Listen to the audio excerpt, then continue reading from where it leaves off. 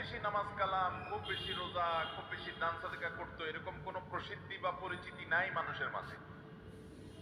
ফরজ নামাজগুলো পড়তো, ফরজ রোজাগুলো রাখতো, ফরজ দান করতো, অর্থাৎ মৌলিক বিষয় তো ঠিক ছিল, কিন্তু অতিরিক্ত খুব বেশি করতেন এরকম প্রসিদ্ধি, এরকম সুখ্যাতি, এরকম প্রশংসা মানুষের মুখোমুখি ছিল না।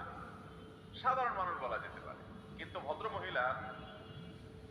মহিলা একটা দিক ছিল যে তার আশেপাশে প্রতিবেশীর লোকেরা সবাই তার উপরে সন্তুষ্ট ছিল, সবার সাথে তার সুসম্পর্ক ছিল, কারোর সাথে সম্পর্ক সে খারাপ করতো না, কাউকে সে কষ্ট দিত না। এই জিনিসটা তার ছিল।